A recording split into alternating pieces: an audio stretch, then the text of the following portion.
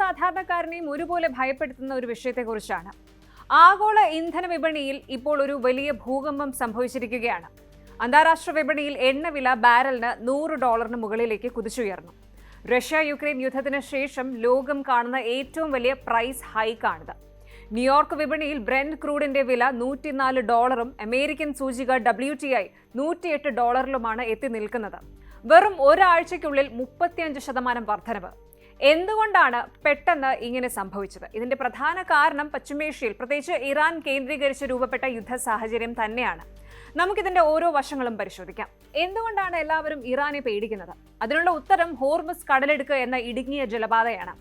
ലോകത്തിന്റെ ഇന്ധനധമനി എന്നാണ് ഇതിനെ വിളിക്കുന്നത്. ലോകത്താകെ ഉപയോഗിക്കുന്ന എണ്ണയുടെ 20% കടന്നു പോകുന്നത് ഈ വഴിയിലൂടെയാണ്. ഇറാൻ ഈ പാത അടയ്ക്കുമെന്ന് ഭീഷണിപ്പെടുത്തിയതോടെ ഷിപ്പിംഗ് കമ്പനികൾ വളരെയധികം ഭയത്തിലാണ്. ടാങ്കറുകൾ വരാൻ മടിക്കുന്നതോടെ എണ്ണ വിതരണം പൂർണ്ണമായും തടസ്സപ്പെട്ടിരിക്കുന്നു. ഇതിനെ ഒരു സപ്ലൈ ചെയിൻ കൊളാപ്സ് എന്ന് വേണമെങ്കിൽ പറയാം. എണ്ണയുണ്ടെങ്കിലും അത് മാർക്കറ്റിൽ എത്തിക്കാൻ കഴിയാത്ത ഒരു അവസ്ഥ. ഇറാന്റെ ഈ നീക്കം മറ്റ് എണ്ണ ഉൽപാദന രാജ്യങ്ങളെയും ബാധിച്ചു കഴിഞ്ഞു. ഒപെക് രാജ്യങ്ങളിൽ 5ാം സ്ഥാനത്തുള്ള കുവൈത്ത് തങ്ങളുടെ ഉൽപാദനത്തിൽ നിയന്ത്രണങ്ങൾ ഏർപ്പെടുത്തിയിട്ടുണ്ട്. റിഫൈനറികളുടെ പ്രവർത്തനത്തിൽ അവർ മുൻകരുതൽ എടുക്കുകയാണ്. ഇതിലും ഭയാനകമാണ് ഇറാഖിലെ അവസ്ഥ. ഇറാഖിന്റെ തെക്കൻ മേഖലയിലെ എണ്ണപ്പാടങ്ങളിൽ നിന്നുള്ള ഉൽപാദനം 70% ഇടിഞ്ഞിട്ടുണ്ട്. യുദ്ധം കാരണം തൊഴിലാളികൾ പണിക്ക് വരാത്തതും നാശനഷ്ടങ്ങൾ ഉണ്ടായതുമാണ് ഇതിന് കാരണം. പ്രതിദിനം 43 ലക്ഷം ബാരൽ ഉൽപ്പാദിപ്പിച്ചിരുന്ന ഇറാഖിൽ ഇപ്പോൾ ലഭിക്കുന്നത് വെറും 13 ലക്ഷം ബാരൽ മാത്രമാണ്.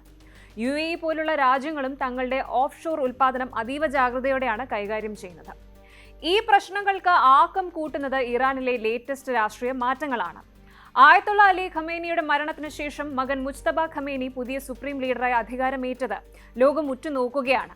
പുതിയ നേതൃത്വം തങ്ങളുടെ പവർ തെളിയിക്കാൻ ഹോർമുസ് കടലിടുക്കിനെ ഒരു ആയുധമായി ഉപയോഗിക്കുമോ എന്നാണ് നിക്ഷേപകരുടെ പേടി. മുജ്തബയുടെ ഹാർഡ് ലൈൻ പോളിസികൾ വിപണിയിൽ കൂടുതൽ പാനിക് സൃഷ്ടിക്കുന്നുണ്ട് എന്ന് ചുരുക്കം. ഈ പ്രതിസന്ധിക്കിടയിലും അമേരിക്കൻ ഭരണകൂടം വിപണിയിൽ ആത്മവിശ്വാസം നിറയ്ക്കാൻ ശ്രമിക്കുന്നുണ്ട്. യുദ്ധം ഇതിനോടകം ജയിച്ചു കഴിഞ്ഞു എന്ന രീതിയിലുള്ള ഡൊണാൾഡ് ട്രംപിന്റെ പ്രസ്താവനകൾ നാം കാണുന്നുണ്ട്. അമേരിക്കൻ ഉദ്യോഗസ്ഥനായ ക്രിസ് റൈറ്റ് പറയുന്നത് കപ്പൽ ഗതാഗതം ഉടൻ സാധാരണ നിലയിലാക്കുമെന്നാണ്. ഇത് മാസങ്ങളോളം നീണ്ടു നിൽക്കില്ലെന്ന് അദ്ദേഹം ഉറപ്പ് നൽകുന്നുണ്ട്. പക്ഷേ മാർക്കറ്റിലെ ഇപ്പോഴത്തെ ഈ ഒരു ഫിയർ ഫാക്ടർ അത്ര പെട്ടെന്ന് മാറുമെന്ന് തോന്നുന്നില്ല. ഇതൊക്കെ വലിയ രാജ്യങ്ങളുടെ കഥയല്ലേ എന്ന് നമ്മൾ വിചാരിച്ചേക്കാം. പക്ഷേ അല്ല.